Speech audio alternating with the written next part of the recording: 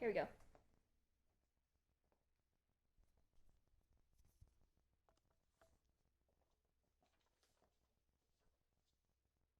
My name is Kimberly Satterfield, and this speech is for CTA103 Flex.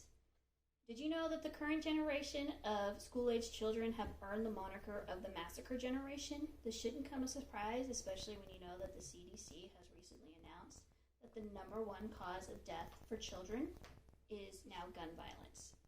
Today I will tell you why our gun laws are too lax and full of loopholes, and that's allowing gun violence to thrive, and how we can fix it. The debate about strengthening our gun laws comes about every time there's a mass casualty event, with some saying that new laws won't prevent them. I took a deep dive into research articles and newspaper investigations to see if the facts support that statement, and they don't. Shopping at Walmart and going to school should not be activities that increase our risk of being gunned down. We must ensure that our lawmakers know that we won't allow lax gun laws and loopholes to continue to put us in danger if we want to save ourselves. America has a rising problem of mass shootings, and strengthening our gun laws by enacting universal background checks, mandatory gun registration and gun training for owners, and red flag laws will help prevent these tragedies and make us safer. So first, you have to understand that mass shootings have risen dramatically in the U.S. over the years. A mass shooting is an event defined as when 4 or more people are shot and killed in one event. It has become so common for schools to have shooting events that they now have active shooter drills. In K-12 Dive, they analyze the current data and show that school shootings have increased 1,900% since 2010, with over 300 school shootings occurring this year of 2020. That is almost a school shooting a day. This has led to the current generation to earn that moniker of the massacre generation, which is defined as those in the U.S. born after 1999 who are disproportionately affected by gun violence, according to Abigail Vetger and Alexandra Middlewood. In May 2022, Robb Elementary in Uvalde was the site of a horrific shooting by a disturbed young man with an assault rifle. 19 children with an average age of 10 and 2 adults were killed when their active shooter protocols failed. It used to be that school shootings were a rare and horrific jolt to society, and now it's seen as inevitable and totally separate from the fact that our gun laws have gotten progressively looser. Mass shooter events aren't just at schools. 10 days before Uvalde, in Buffalo, New York, 13 people were shot and 10 were killed in a racially motivated attack. Retail mass shootings have been on the rise and more common, with 2019 and 2021 being the worst years on record. So, in just last month, November 2022, there was a shooting at a Walmart in Virginia that killed 6 people. In 2017 in Las Vegas, there was a shooting at a music festival, a country music festival that killed 58 people and killed 6 more, and injured 850. 20% of those that I surveyed for this speech today have been personally impacted by gun violence and are greatly concerned for their safety. This is a significant number who are concerned about guns. Mass shooting events have increased dramatically over the years, so much so that school shootings are seen as inevitable instead of rare, and that just shopping can put us at risk. So what's contributing to this trend? Next, I'm going to discuss some of the reasons why mass shootings have been on the rise. The loosening of our gun laws has led to an increase in gun violence.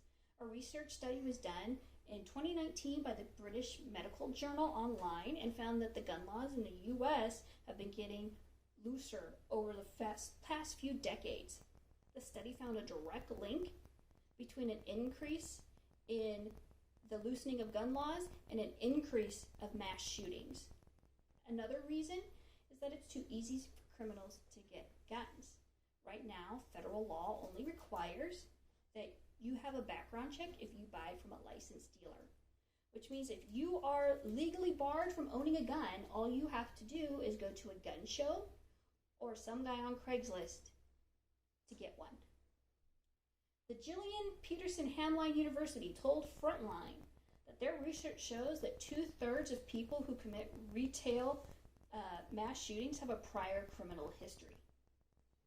A big problem is also that the Second Amendment meaning has been revised to deregulate gun laws.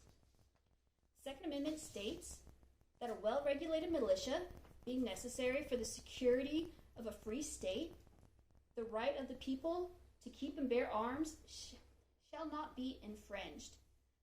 But the focus is now no longer on the words well-regulated, but on the words shall not be infringed.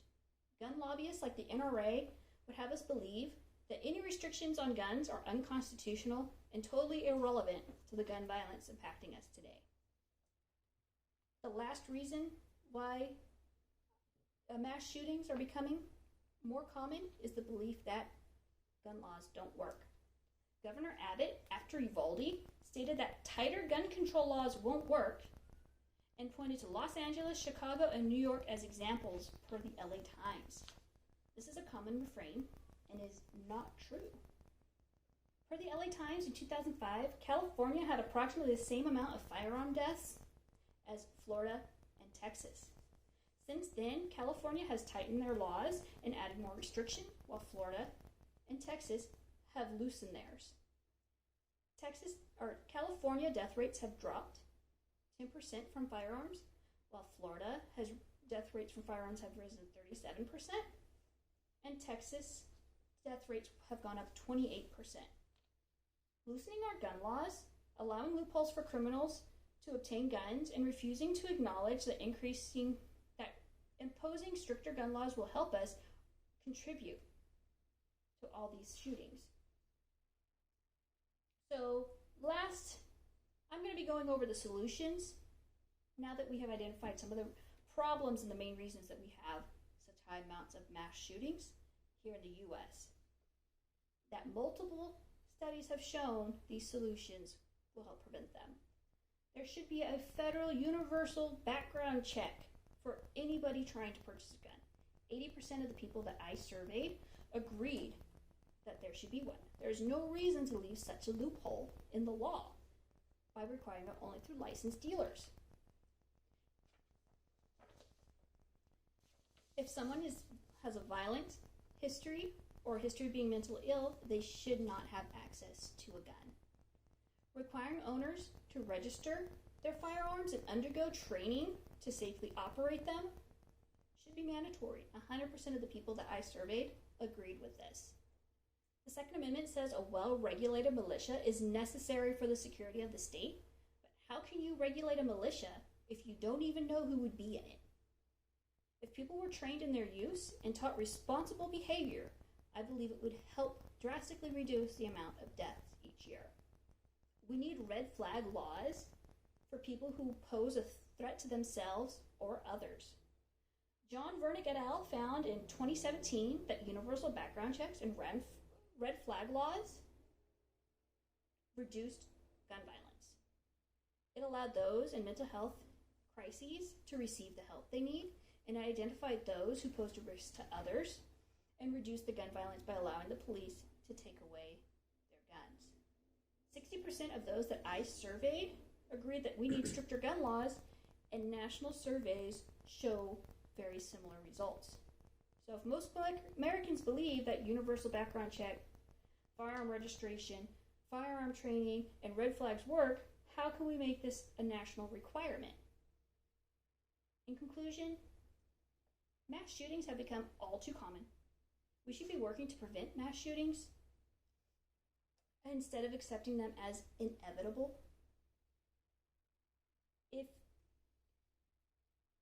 If they were inevitable, the U.S., you would not be 21 more times more likely to die from gun violence in the U.S. than our peer countries. If you don't believe that our kids should be murdered at school, and that by going to the store you should be at higher risk of being killed. We need to make sure our lawmakers know we want change and that we want stricter and more common sense gun laws so that we can prevent these tragedies. And I just want to leave you with one thing before I go.